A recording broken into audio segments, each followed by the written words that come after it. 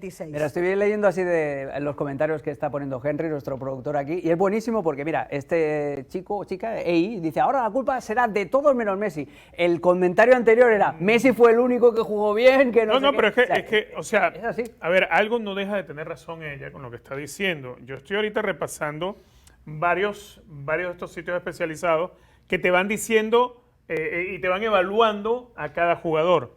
El 0-0, Messi lo pone 8.1, por encima de cualquiera. Claro. Cuando para mí el mejor en tal caso fue Ustari.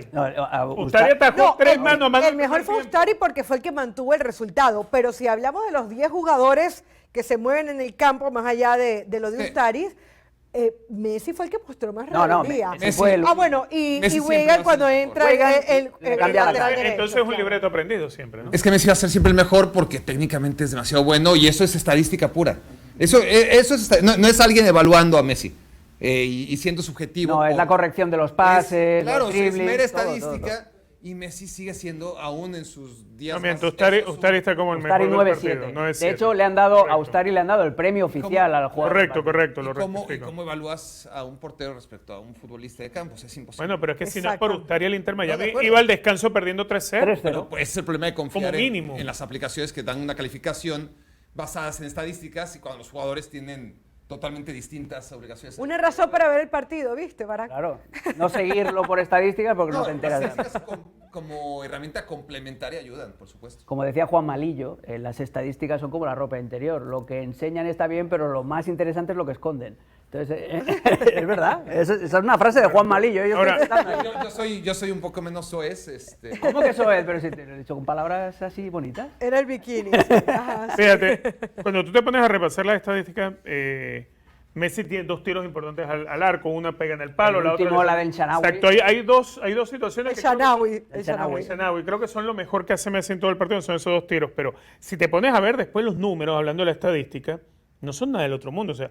de 42 pases, acertó 31, no es que estuvo tampoco muy bien. Pero yo sí elogio que Messi... Te dieron 42 veces la pelota, pero fallaste Messi, uno de cada 4. Richard, yo sí elogio que Messi se retrasara, se mostrara, buscara, o sea, esa rebeldía, ese amor propio, ese retrasarte como muchas veces lo hizo en su carrera para no pasar vergüenza.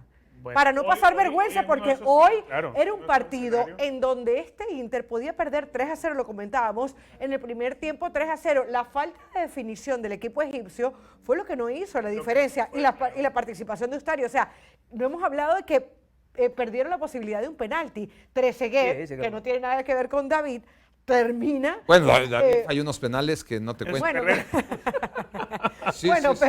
Pero me refiero a este Trezeguet porque había gente que pensaba que había vuelto del... Sí, que había el retiro, que la había empezado con 50 años. Sí. No, claro. Pero a lo que voy es que o sea, el equipo egipcio estuvo para ir goleando al Inter Miami 3-0 en el primer tiempo. Sí, pero lo que pasa es que luego miras la segunda parte y es todo lo contrario. Sin tener Inter Miami ocasiones tan claras, pero tienes el cabezazo de Fafa Picó, tienes el palo que pega Messi, el disparo de Messi, hay otra falta de Messi que pega en el lateral de la red que media cancha ha cantado gol. O sea que al final todo pasa por los pies de Messi. De los otros miembros del Barça Legends, hoy no jugó Jordi Alba, que estaba lesionado, jugó Busquets, que tuvo un partido discreto, pero el más preocupante, socios, no sé, yo, desde mi punto de vista, y creo que algún espectador también lo comentó por aquí, es Luis Suárez.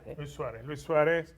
A ver, a destiempo incluso, cosa que veíamos con Messi, que veíamos con Telasco, era que retrocedía a tratar de apoyar en la mitad de la cancha, de posicionar, tratar de recuperar y tener contacto con la pelota para poder ir al frente, porque la pelota en el primer tiempo sobre todo no le llegaba a Messi, no le llegaba a Telasco. No, lo que decía, claro, tenía que retroceder. Tenía que bajar varios metros, y esa situación la vimos durante todo el primer tiempo.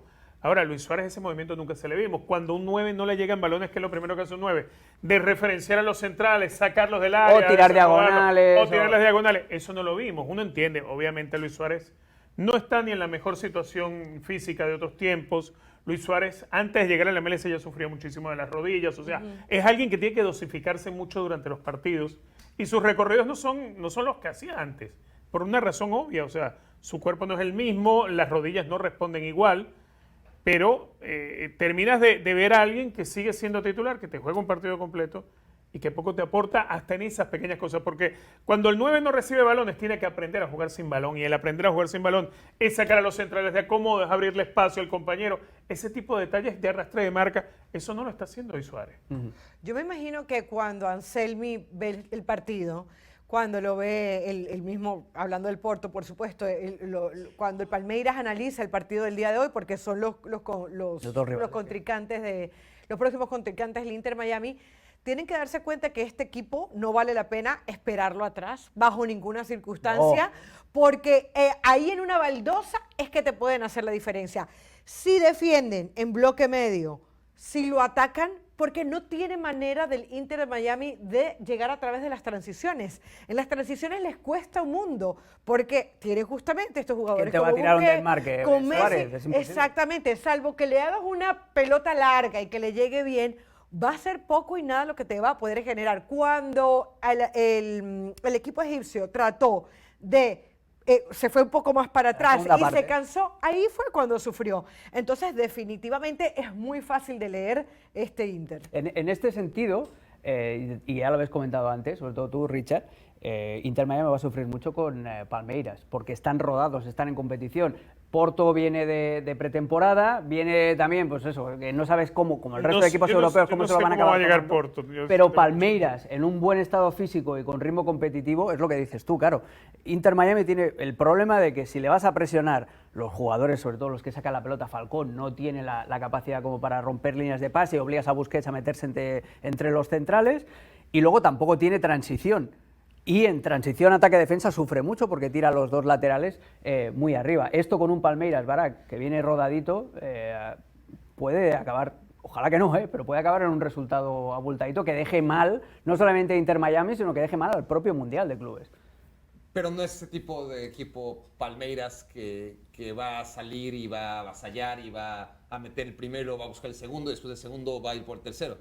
Abel Ferreira, en ese contexto, va a ir poco a poquito, ¿no? Entendiendo que dentro del concepto del fútbol de Abel Ferreira es meto el primero, me protejo, contragolpeo, no lo veo utilizando todo su arsenal, sobre todo teniendo en cuenta que tiene otras batallas que librar.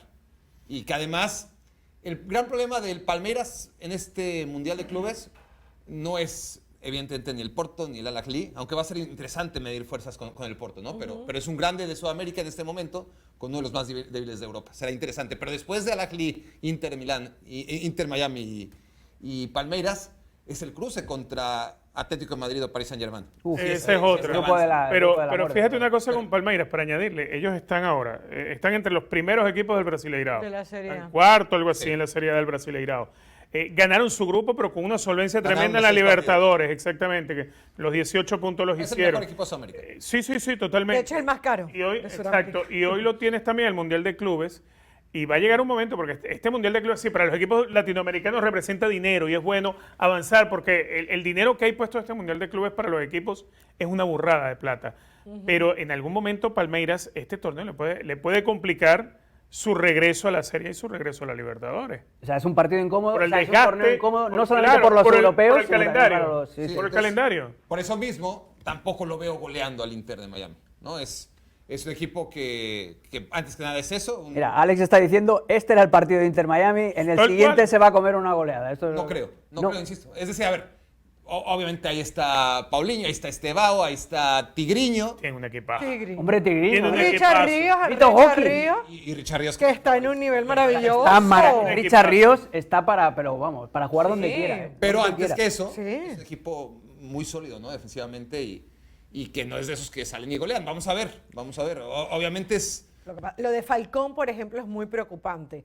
O sea, lo de Falcón, cómo se perfila, cómo le ganaba los espacios, cómo... La verdad es que... Con un poquito de movimiento sin balón te lo cepillas. Ha habido un momento, creo que es Trezeguet o Ali en la primera parte, que le hace un desmarque pasándole por delante, que es un fuera de juego. Es un fuera de juego de nada, de un par de centímetros y tal. Y se queda mirando, o sea, como las vacas ven pasar al tren, o sea, se queda así mirando. Claro, el jugador le hace el desmarque por delante suyo y le deja pasar ahí. ¿Quién es el entrenador del Inter de Miami? Javier Mascherano. Pero debería, o sea, Me suena familiar. pero a ver. No tiene que ver. Que Mascherano no haya sido bueno. Claro, que Mascherano no haya sido bueno en ocupación de espacio no significa que no sepa cómo debes ocupar los espacios. Claro. Pero tampoco le pueden enseñar así se hace. No, claro, pero yo me imagino en el caso de Falcón, en el caso de Fray era, a ver, uno dice, mira, Juan, que no te das cuenta de los recorridos, de dónde está ubicado el lateral. O sea, o es que no se da cuenta Mascherano o es que el jugador no lo entiende. Porque, a ver, Mascherano tiene que saber de estas cosas. Hay cosas que se tienen o no se tienen y hay veces que el jugador tiene lo que hay. Juan, uno de los espectadores, que decía, el Inter Miami no va a ganar ni un partido. Claro, es que este era el partido para ganarlo. No leo el nombre, pero dice, Messi genera peligro cada vez que toca el balón, pero el equipo depende demasiado de él en la creación. Exactamente, porque además necesitas energía, sobre todo en el frente de ataque si Messi se va a ir hacia atrás y si tienes a Luis Suárez. Pero es que además hay muchos que no se atreven a tomar esa iniciativa. A ver, da la sensación que Inter Miami, muchos esperan que Messi ponga la magia de inmediato. Y Messi tiene tramos de partido en los que la pelota no le llega. O sea, si la pelota no le llega a Messi para que le haga magia, nadie se atreve. Como que no saben cómo acompañarlo. No se atreven, respetan tanto. A veces los intimida tanto que no se involucran lo suficiente como para saber cuándo intervenir y cuándo no. Allende no dio la talla, Redondo no dio la talla, Telasco Segovia no dio la talla. De hecho, Telasco interviene para el penal, y para el penalti. Bueno, el penal es el loco mete, correcto. Sí, un penalti tontísimo que ha podido poner arriba a la Dalí. Es la misma historia de Argentina de 2009 a 2018. Solo que con Messi 10 años más grande. O 20, ¿no? Si siempre 20, vas a contar claro. 2009. Esa es la gran diferencia, es decir, pero es el mismo síntoma. Claro, Messi no le alcanzaba. Al mejor Messi no le alcanzaba en un contexto así, porque ni siquiera el mejor de siempre es capaz, pero matizaba, obviamente. Y Argentina jugaba finales y no las ganaba, pero estaba ahí. Era un desastre igual, tácticamente, y veías los problemas que tenía el equipo para poder sacar lo mejor de Lionel Messi. Aquí ocurre algo muy similar, obviamente con futbolistas, de los que esperas menos, de lo que era Di María y Tevez. Y Agüero, yo también.